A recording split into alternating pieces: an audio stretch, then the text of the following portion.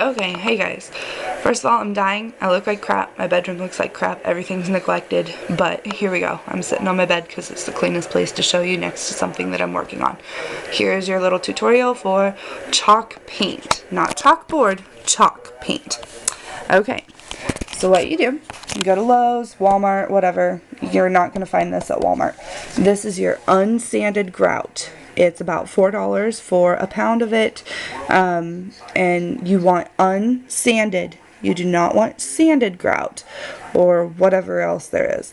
And with unsanded grout at Lowe's, you have the option to get a color, and I chose white. I don't know how well you can see that, but it's white because it'll mix with everything. Then the way that this turns out, you can go ahead and get the cheapest flat paint you can get because this is not going to turn out glossy. It's not going to be super smooth, like, you know, if you paint wood with latex paint, it's going to have those streaks because it's so smooth and glossy. It's not going to do that. So go ahead and get the cheap crap. This was about $4 at Lowe's, 5 maybe, something like that. I don't know. It was for my chairs. It's just accents, so it's black. You're going to want something with measurements on it to mix your paint in. And this was about it's supposed to be $3 at Lowe's for the container and the lid. I paid $1 for it because the lady only scanned the lid. But whatever. Something disposable that you can either put measurements on or has measurements on it. I also used a mason jar for my black. This is for my white. And optional, MJ, you're not going to need this for your frames. I used it for my dresser. I'm going to use it for my other furniture pieces. Finishing wax. Minwax paste finishing wax.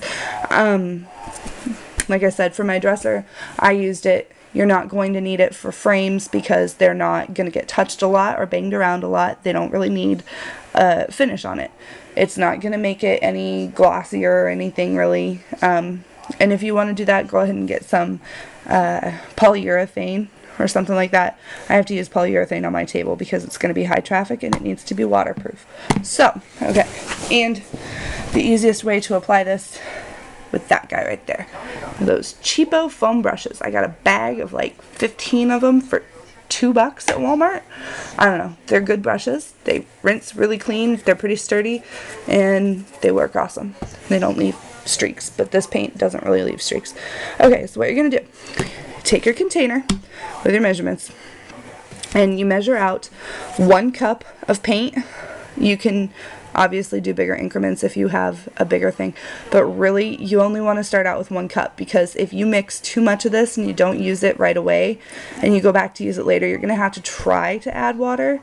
And guys, I let mine set for 4 days in between going back to use it and it was hard as a rock. I gave up trying to add water and I started over. It didn't, you can see my dresser. Sorry for the mess. You can see my dresser. It's pretty big, like 5.5 feet long, and it didn't even take a cup to do 3 coats on it, including all the drawers. So you get that, you measure out your paint, and then you'll take your unsanded grout in a separate container, plastic container that you'll either throw away or wash out when you're done, and you mix 2 tablespoons of unsanded grout for every cup of paint. And wait, yeah, actually it's 2 tablespoons for every 2 cups, I believe. If it's different, I will come back and edit on the post when I post this, but let's go with 2 tablespoons for 2 cups of paint. Let's check to make sure. Sorry. Yeah, it's 2 cups. That's pretty heavy. Okay. And you'll take your 2 tablespoons in your other container and you will mix it with just enough water to make it like pancake batter. You'll want to mix all the lumps out, and then when you get it runny like pancake batter, you'll dump it into your container with your paint and you'll mix it really good with a stir stick. And those are free at Walmart, MJ, just in case you didn't know. And then you'll get it nice and smooth and you're good to go.